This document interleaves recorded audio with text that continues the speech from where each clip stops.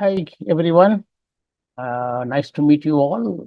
In this session, we'll be discussing a very challenging subject, the land question and the Dalit people. As you may be aware of, Dalit land rights in India highlight the intersection of caste and socio-economic inequities.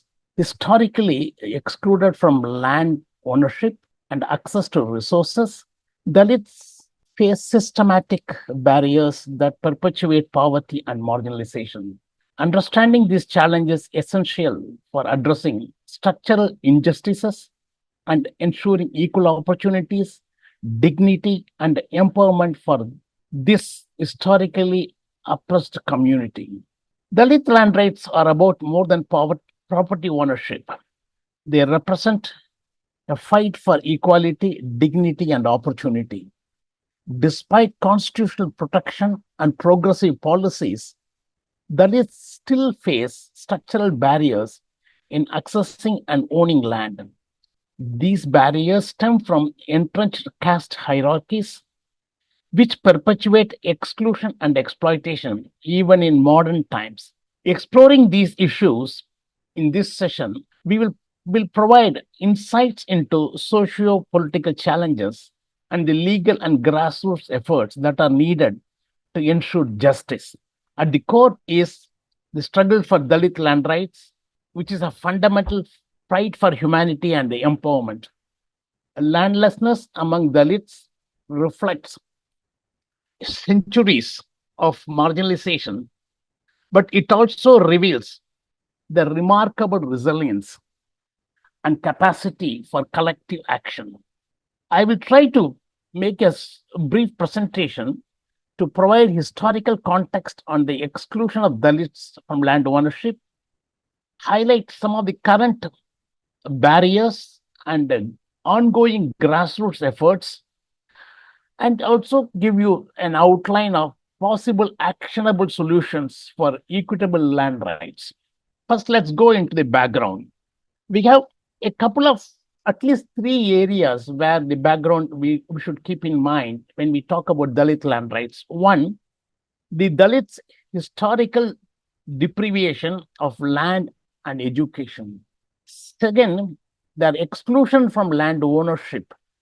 The third, some of these main challenges we face. The historical evidence, which has been documented over centuries now, it discloses that Dalits were and continue to be compelled to provide service at any time to landholders and rich people and those who are of higher caste. And they are being treated as servants by both by the village community and by the government. That's a sad story of the Indian situation. And the discrimination is often subtle, it's not open. Several times you will see that the criteria for participation in panchayats or village associations are designed in a way that only non Dalits can access decision making positions, excluding Dalits from any meaningful involvement. This is a major issue. At this point in time, I would also like to share with you some data to enable you understand the land holding pattern among Dalits and why empowering Dalits through land rights is very important. You will see that from the data that has been presented in the slide, Dalits have minimal control over land, with most land becoming the property of high caste landowners. State owned lands are often barren, and in the urban areas, Dalits who work in the informal sector as wage laborers live in degraded or marginal land areas without infrastructure or services. Rural Dalits living conditions are another issue. The recent data shows 91% of Dalit households are landless or hold marginal land, which means maybe one season a year they could harvest farm in their land. Most of them lack basic infrastructure like safe housing, drinking water, and sanitation. This also impacts on their health conditions. If you think the urban Dalits are living in a different position, it is not true. Urban Dalits' living conditions are similar to what the rural Dalits face also. Dalits residing in the urban areas who mostly work in the informal sector, like wage laborer, construction laborer, drivers, street hawkers, often face both landlessness and homelessness. So that's an additional challenge they face in the urban area, homelessness. As of the 2011 census, approximately 1.8 million individuals in India were recorded as homeless, with almost 0.94 million in urban regions who are all Dalits.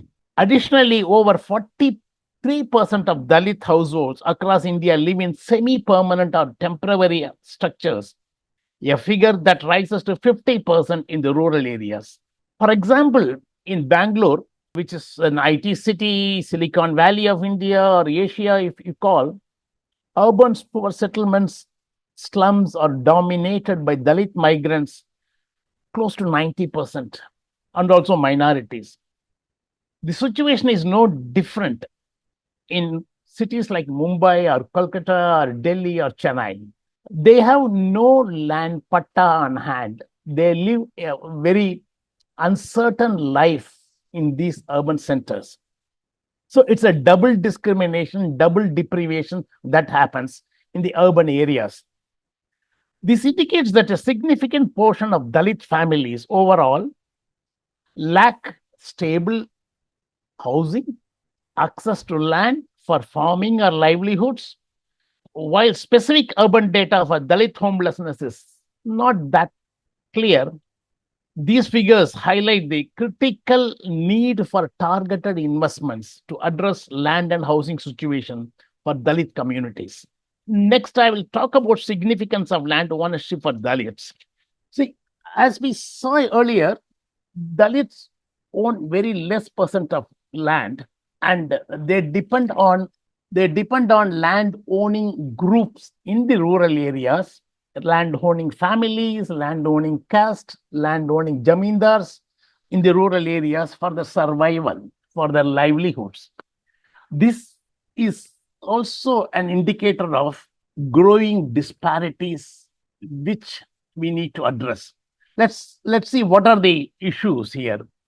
One is only 12.5% of Dalits own agricultural land, highlighting the significant potential for socio-economic advancement through land ownership. If a Dalit can own a minimum amount of land, say 1 acre or 1.2 acres, depending upon the area, they would be able to earn some money through farming and other farm related activities. This situation is also similar in the urban areas. If they have land for their housing, for the residential area, the Dalits living in the cities will be able to live a very decent, dignified life.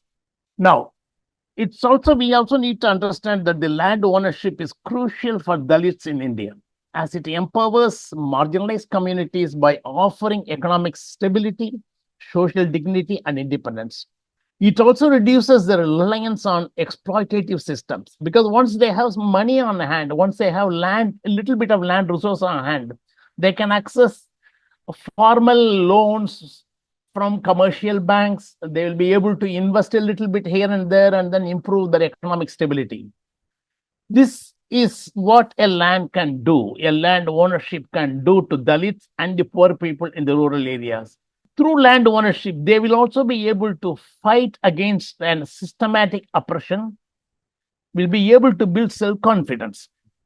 There are numerous studies which have shown that Dalits with secure land rights experience enhanced access to resources, higher income, and greater opportunities for economic mobility. It also leads to better enrollment in schools and better access to health. Now, with regard to social status, the the persisting disparities highlight the vital role of land ownership in shaping social respect and economic standing. See, Dalits who own land or assets often gain improved social recognition and economic stability, demonstrating the transformative impact of land ownership on their social position. Now, I would also like to talk to you about socioeconomic impact of landlessness among Dalits and how landlessness affects Dalits. We don't have mm, recent data on this. As you all know, the census data was 2011, and afterwards only NSSO data and other data are available.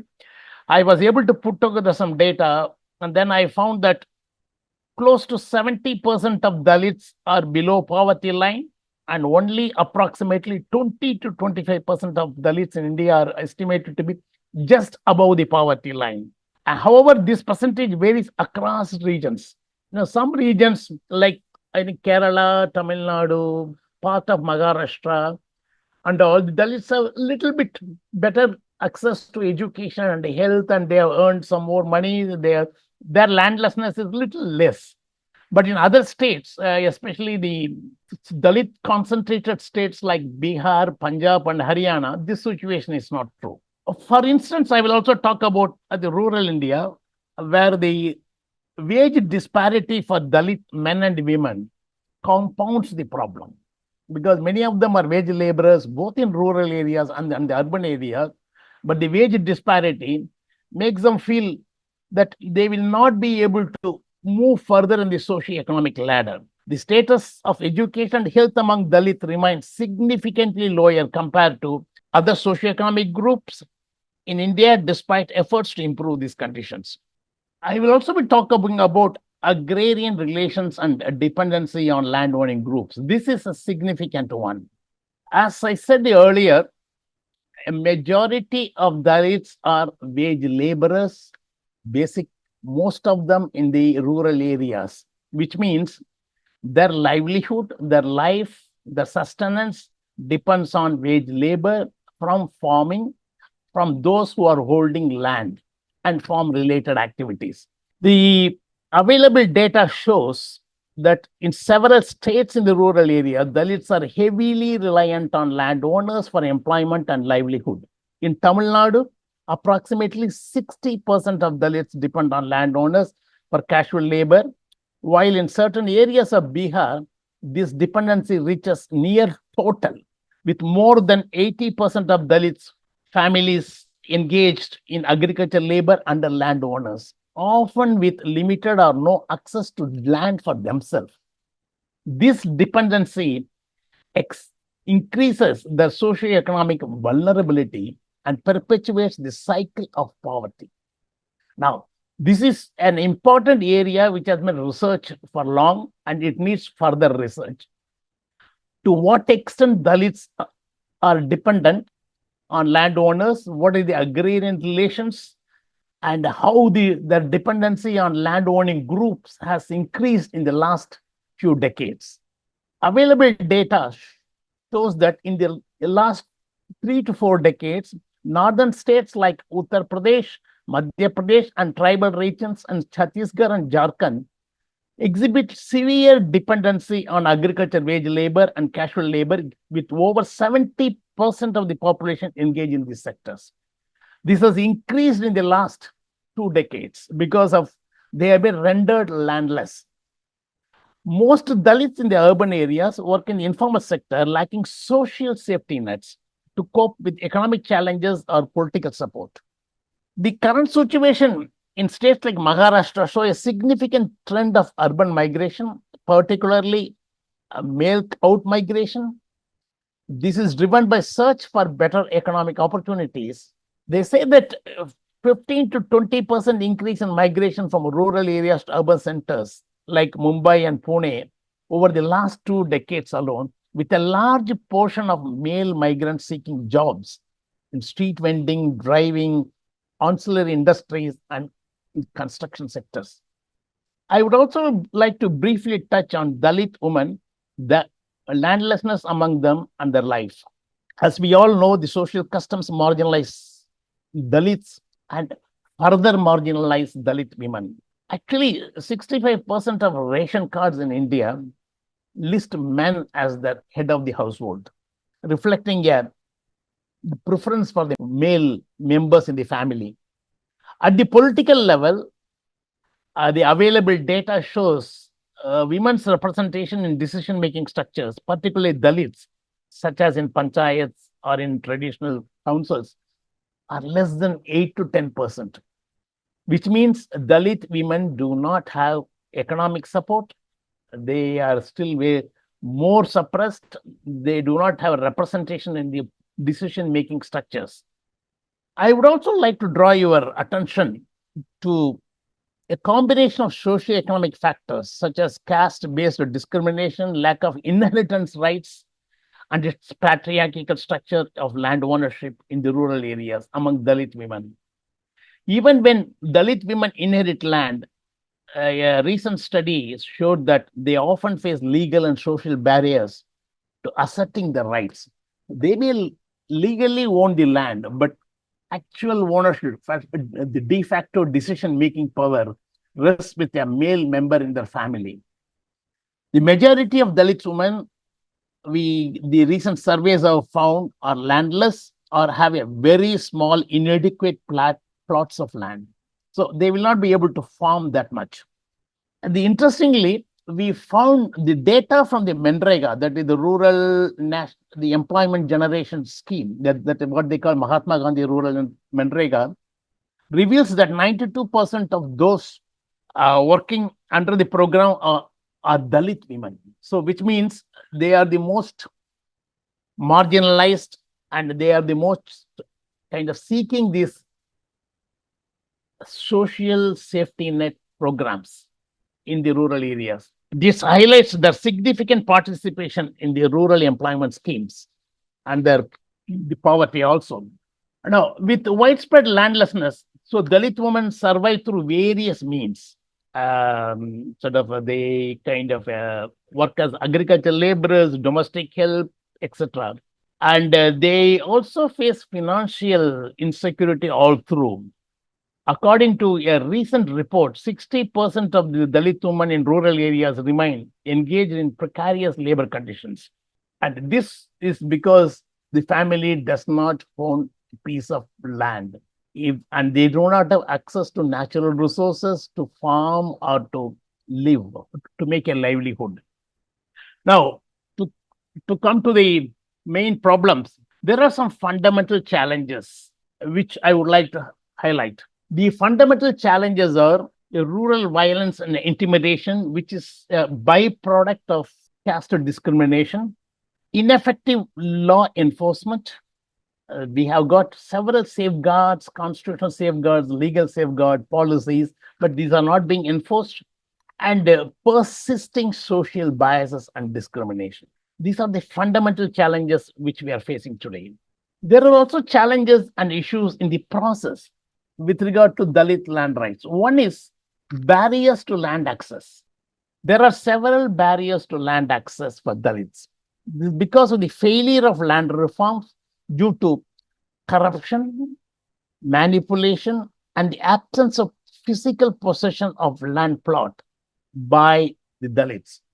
Dalit land rights are undermined by the dominant caste groups within the village. Then we have the Dalit women struggles, high rates of unemployment, underemployment, violence, and discrimination. So Dalit women face exploitation and limited access to land rights. This is a big issue. Other issue is the legal and policy gaps. We don't have a comprehensive land reform policy for Dalit men and women. These are the major the challenges and issues in the process of distributing land to Dalits, to enable Dalits to get the land. I would also talk to you about the constitutional safeguards. Let's be fair to the Indian Constitution. The Indian Constitution has provided a number of safeguards for the Dalits with regard to their land and socio-economic issues. But these constitutional safeguards, again, as I said earlier, faced several problems. One is weak enforcement. Weak enforcement is a big problem. Although laws and policies are in place to protect Dalits from discrimination, the implementation of these policies and legal instruments is often inconsistent.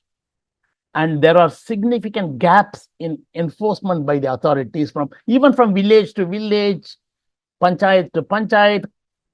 There's a significant gap.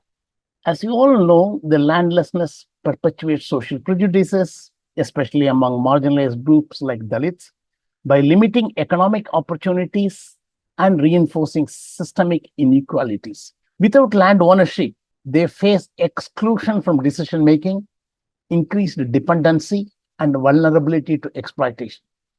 Addressing landlessness requires equitable reforms, ensuring access to resources, and importantly, dismantling prejudices that perpetuate social and economic injustice. The other issue I would like to highlight relates to a lack of awareness. Many Dalits are unaware of the rights or how to access legal recourse, making it difficult for them to hold the perpetrators accountable who do not follow the constitutional safeguards. I'll give a small example. Dalits are entitled for what is known as D class patta. D class patta is something that the state governments, the official at the local level, can issue to a landless Dalit based on certain criteria. These D class pattas are temporary, but can be turned into permanent pattas once they use it for X number of years.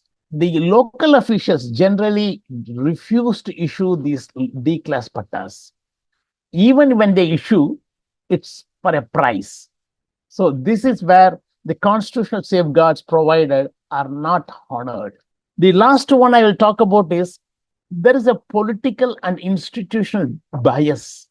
In many cases, political and institutional structures, because Dalits are not even represented, are influenced by the dominant caste groups, and in turn, they fail to act in the best interest of the marginalized people, Dalits, thereby hindering the progress, the prosperity, the protection of land rights for Dalits.